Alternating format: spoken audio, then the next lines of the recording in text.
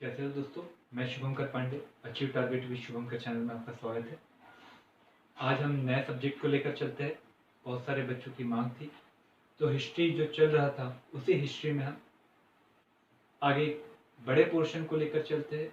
कुछ सारे बच्चों की मांग थी कि पॉलिटी को लेकर चले। जैसे ही बेटा ज्योग्राफी के लेक्चर एंड होंगे, उसके बाद ज्योग्राफी के बाद हम पॉलिटी को शुरू करेंगे। अभी एक तरफ से हम पूरी हिस्ट्री को देखने की कोशिश करते हैं और हिस्ट्री में हम शुरू करते हैं वर्ल्ड हिस्ट्री। ये वर्ल्ड हिस्ट्री पीएससी जो वर्तमान में देने वाले 2019 के में उनके लिए भी बहुत अच्छा है। वे जो 2020 की तैयारी कर रहे हैं उनके लिए भी अच्छा है। भले उनके सिलेबस में नहीं, परंतु मॉडर्न इंडिया के प्रति समझ विकसित करने में महत्वपूर्ण भूमिका निभाएंगे। और जो यूपीएससी देने वाले हैं उनके लिए तो ये कहीं ना कहीं क्वेश्चन के हिसाब से नहीं, परंतु मॉडर्न इंडिया से जुड़े हुए प्रश्नों को सॉल्व करने में ये बहुत महत्वपूर्ण भूमिका निभाता है। तो हम देखेंगे विश्व इतिहास। तो आज विश्व इतिहास की जो बात बोली गई है, जिसे हमें शुरू करना है, ये विश्व इतिहास आधुनिक विश्व इतिहास है, जिसकी शुरुआत मानी गई प्रबोधन काल से। कौन से काल से? प्रबोधन काल। तो हम आज के दिन, आज के लेक्चर में पूरे विश्व इतिहास का सिलेबस क्या क्या हमें पढ़ना है, क्या क्या चीज़ों को हमें ज़्यादा पॉइंट आउट करके पढ़ना है, हम उन चीज़ों के बारे में पढ़कर हम विश्व इतिहास की जानकारी को कलेक्ट करके भारत का उसके ऊपर क्या प्रभाव पड़ा वो भी आप इंटरलिंक कर पाओगे। मतलब दोनों लेक्चरों को अगर आप समझोगे 20 से 25 लेक्चर के बाद, तो उसके बाद में मुझे ऐसा लगता है कि आप उस मन स्थिति में रहोगे कि आपको मॉडर्न इंडिया बहुत अच्छे से समझ में आ पाएगा। प्रबोधन काल से शुरू होता है, पर हम प्रबोधन काल को जब शुरू करते हैं तो मतलब प्रबोधन काल एक ऐसी अवस्था जहां पर परिपक्वता की बात की जाती है। मतलब व्यक्ति थोड़ा सा ज्यादा परिपक्व होता है, तो परिपक्व अवस्था जब आ जाती है तो उसे प्रबोधन काल के रूप में कोड किया। और इस प्रबोधन काल का आगे एक घटना में महत्वपूर्ण भूमिका निभाई, उसका नाम था अमेरिकी क्रांति। अमेरिकी क्रांति। ये अमेरिकी क्रांति में प्रबोधन काल का होना, प्रबोधन काल की परिपक्वता का होना बहुत अधिक महत्वपूर्ण भूमिका निभाई। यह अमेरिकी क्रांति 1776। मैं आपको बताऊंगा कि अमेरिकी क्रांति में प्रबोधन काल का कैसा महत्व है। और इस अमेरिकी क्रांति और प्रबोधन काल, इन दोनों के कारण एक घटना घटी, वो थी फ्रांस की क्रांति, जो घटी 1790 में। फ्रांस की घटना महत्वपूर्ण घटना। यहीं पर हमें नेपोलियन भी दिखाई देगा। कौन दिखाई देगा? नेपोलियन। और आप इस 1789 के बाद में भारत में अंग्रेजों के द्वारा जो नीतियां अपनाई गई, वो नीतियों को नेपोलियन के साथ अगर पढ़ोगे ना, तो आपको अपने आप वेलेजली और कार्नावालिस और जॉन शॉरे जैसे व्यक्ति को समझ पाओगे। ये फ्रांस की क्रांति होती है और फ्रांस की क्रांति के बाद में पूरा यूरोप कहीं ना कहीं जाग उठता है। मैं आपको बताऊंगा कि ये सोया था पहले, वो जागा तो प्रभु पुनर्जागरण काल कहलाया। तो जब जागता है तो इस जागे हुए यूरोप को पुनः सुलाने के लिए एक बैठक होती है जिसका नाम रहता है वियना बैठक। ये बैठक बहुत महत्वपूर्ण, इसको विश्व की पहली अंतर्राष्ट्रीय बैठक कहा गया, एक अंतर्राष्ट्रीय संगठन कहा गया। वियना बैठक 1815 में हुई। इसका क्या उद्देश्य था, हम इसके बारे में बताने की कोशिश करें। इसके बाद एक युद्ध हुआ, जो युद्ध कहीं ना कहीं प्रथम विश्व युद्ध का कारण बना। पृष्ठभूमि यहीं से बननी शुरू हुई और आगे चलकर आपको दिखाई देगा प्रथम विश्व युद्ध और द्वितीय विश्व युद्ध। वो था क्रीमिया युद्ध। कौन सा युद्ध? क्रीमिया युद्ध 1856। ये क्रीमिया युद्ध अगर आपको याद रहेगा तो आपको इटली जैसे देश का एकीकरण भी दिखाई देगा, तो आपको इसके बाद में इटली का एकीकरण भी दिखाई देगा।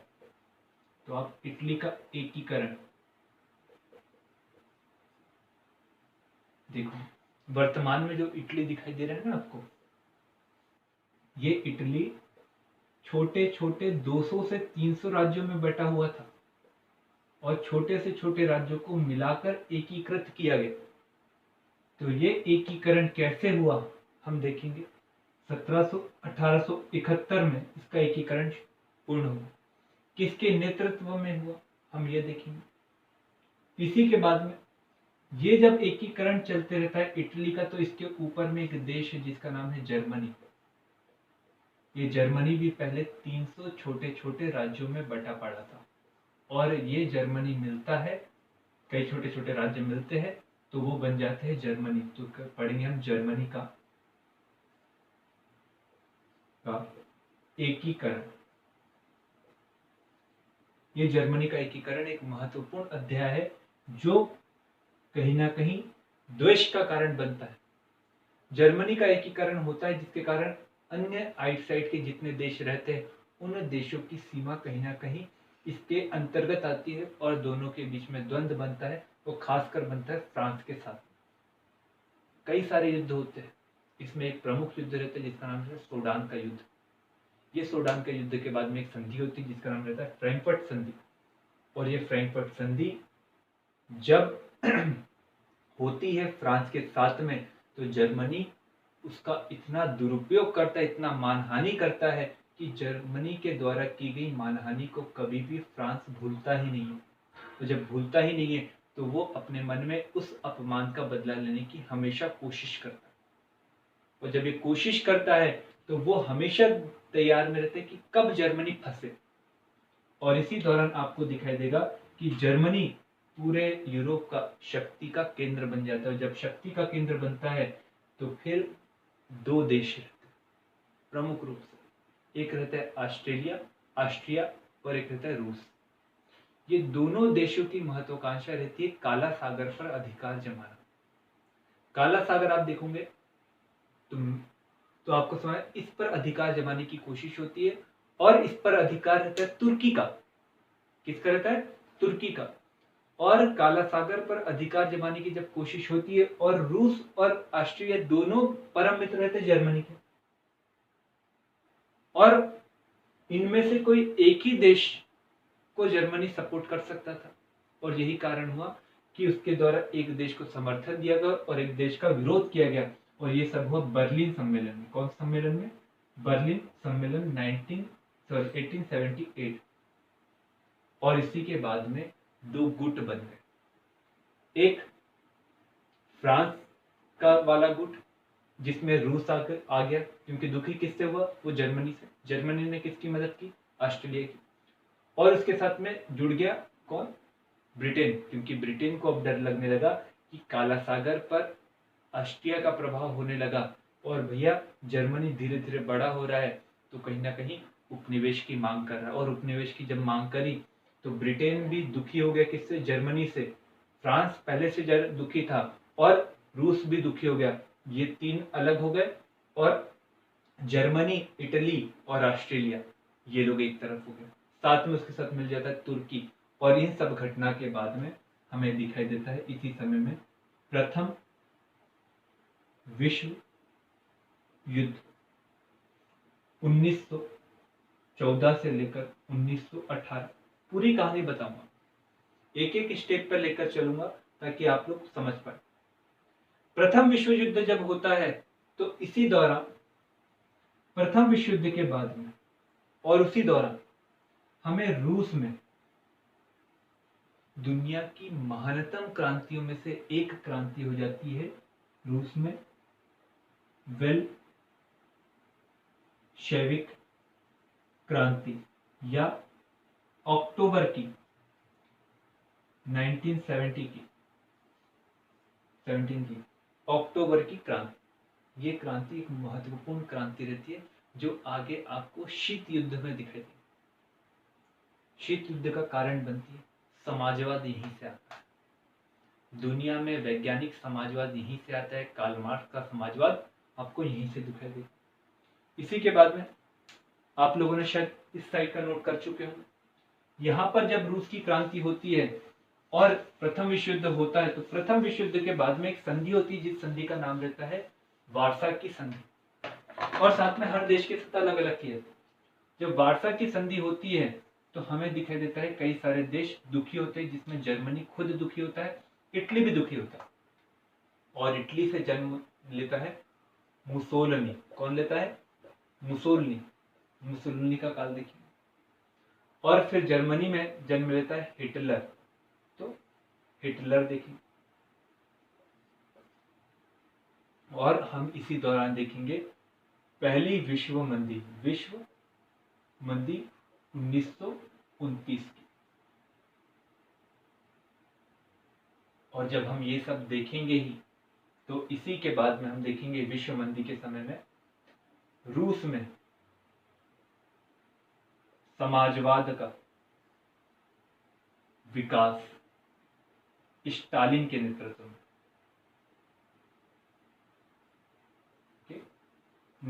में कैसे हो। और इसी समय में हम देखेंगे अमेरिका जो एक पूंजीवादी देश रहता है, उसके द्वारा किस प्रकार से पूंजीवाद को छोड़कर वो समाजवाद की तरफ थोड़ा सा बढ़ता है। वो रहती है न्यू डील, रूजवेल्ट की न्यू डील। ये जब पॉइंट देखेंगे तो हमें इसी दौरान ये समझ में आएगा कि हिटलर की कुछ नीतियां और मुसोलिनी की कुछ नीतियां और ब्रिटेन की तुष्टीकरण की नीति और फ्रांस की तुष्टीकरण की नीति के कारण हमें सेकेंड वर्ल्ड वॉर दिखाई देगा। कौन सा वर्ल्ड वॉर दिखाई देगा? Second world war. और इस सेकेंड वर्ल्ड वॉर के बाद में हमें शीत युद्ध की शुरुआत दिखाई देगी। कौन से युद्ध की? शीत युद्ध। युद्ध होगा नहीं, पर युद्ध के खतरा हमेशा बना रहेगा। युद्ध का खतरा, डर हमेशा मंडराते रहेगा, इसलिए इसे निलंबित मृत्यु के समान कहा। तो शीत युद्ध देखेंगे। और शीत युद्ध के दौरान हम एक विचारधारा देखेंगे, उपनिवेश वाद किसे कहा गया? नव उपनिवेश वाद किसे कहा गया? साम्राज्यवाद किसे कहा जाता है? फिर हम देखेंगे आगे चलकर चीन की क्रांति 1949।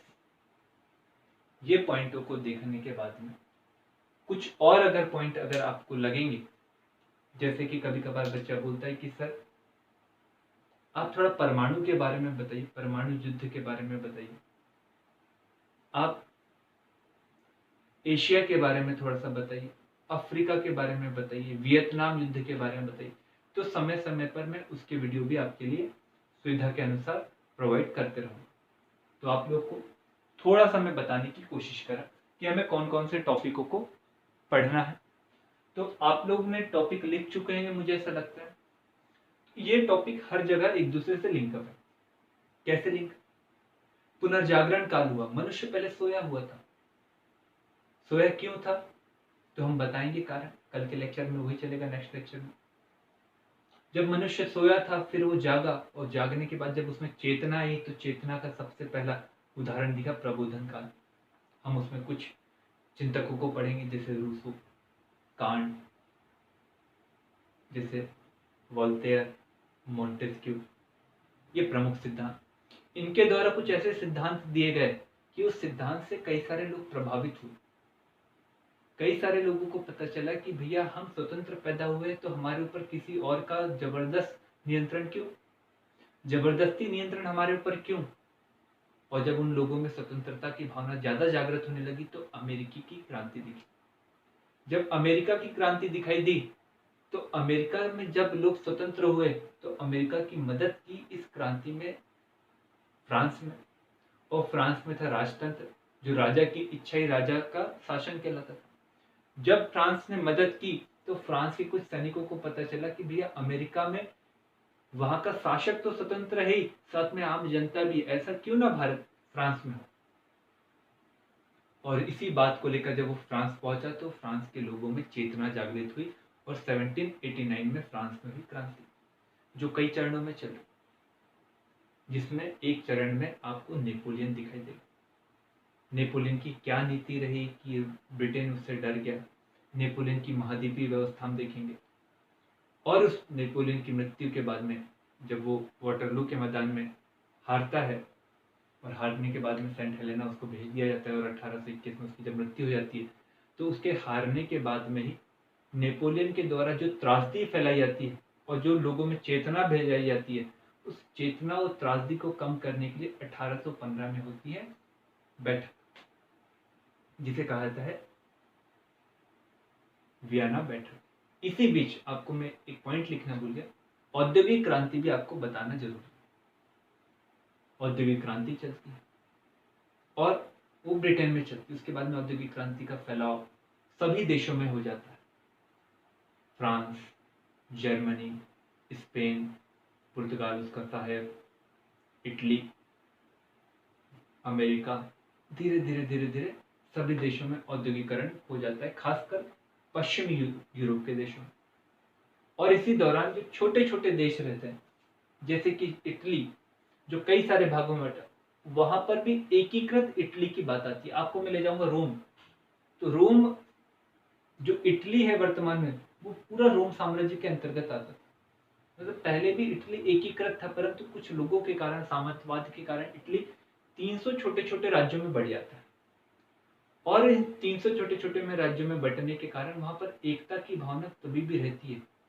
और एकता की भावना को वास्तविक रूप देने के लिए एक देश पीडमान सार्डिनिया उठकर आता है और वो उस एकीकरण को करने की कोशिश करता है, जिसमें उसका प्रधानमंत्री काबुल महत्वपूर्ण भूमिका निभाता है। और जब महत्वपूर्ण भूमिका निभाता है तो क्रीमिया के मैदान में जब युद्ध होता है तो उसने अपनी सेना भेजकर सहानुभूति प्राप्त करके इटली के एकीकरण को शुरू करता है। और 1871 में हमें इटली का एकीकरण दिखाई देता है। और इसी के साथ में पैरेलल जर्मनी का भी एकीकरण होते रहता है। और जर्मनी के एकीकरण में महत्वपूर्ण भूमिका निभाता है बिस्मार्क। ये बिस्मार्क क्या था, उसकी विदेश नीति कैसी थी, रक्त और लोह की नीति को पर वो चलता था, क्यों ऐसा चलता था, उन सब बातों पर हम बात करने की कोशिश करेंगे।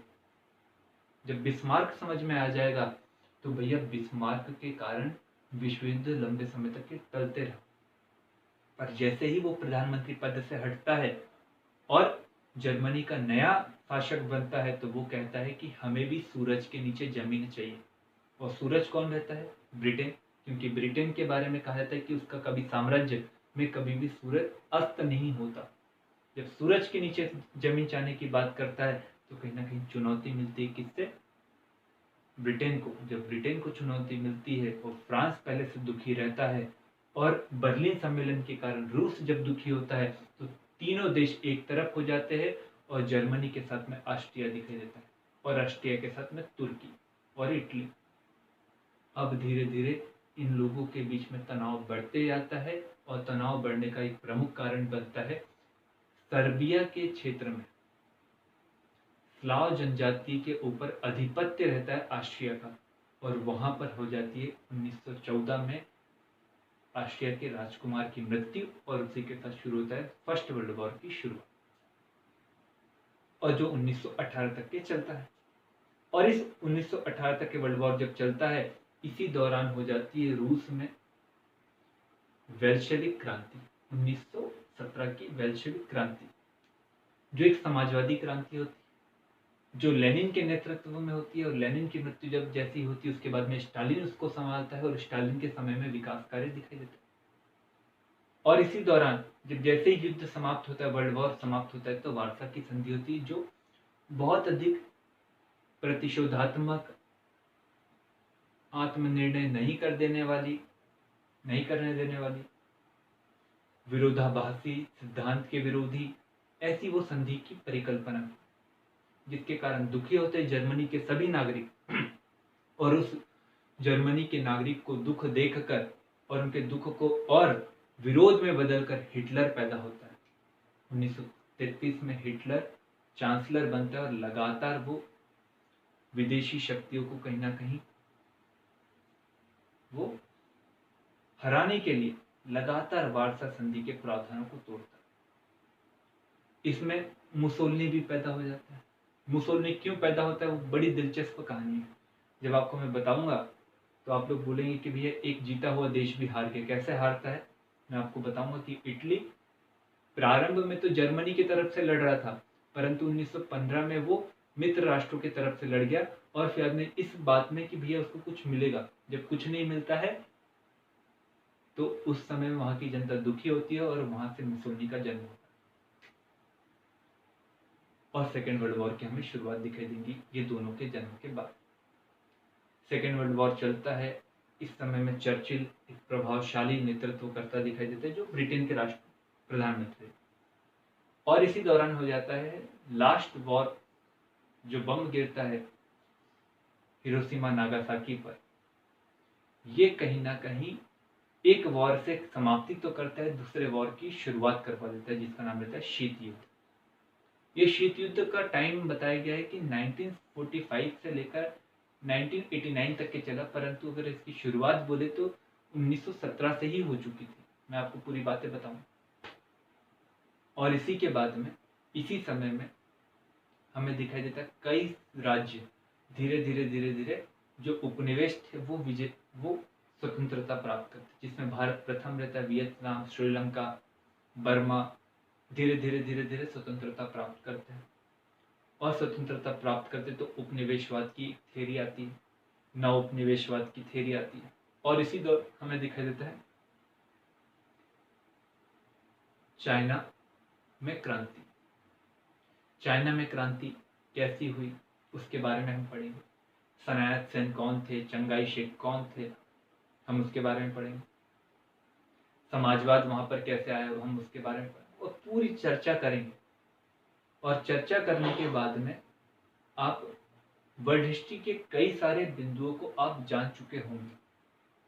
जब वर्ल्ड हिस्ट्री अच्छे से बन जाएगी फिर हम एंशिएंट को शुरू करेंगे, और एंशिएंट से शुरू करेंगे एक तरफ से मिडेवल तक के, ताकि एक इतिहास एक अच्छे से आपका इन लेक्चरों में ही आपका लगभग अगर मैं कहूँ 150 से 200 लेक्चर के करीब करीब हम बनाएंगे, ताकि कभी भी कोई भी बच्चा जब भी पढ़ने की इच्छा रहेगी वो अपने हिसाब से पढ़ेगा, निकालेगा टॉपिक और अपने हिसाब से तैयारी करने की कोशिश करेगा। आपको वीडियो अच्छा लगा हो तो ज़रूर उसको लाइक करिए, चैनल को सब्सक्राइब करिए और शेयर भी करिए। Thank you.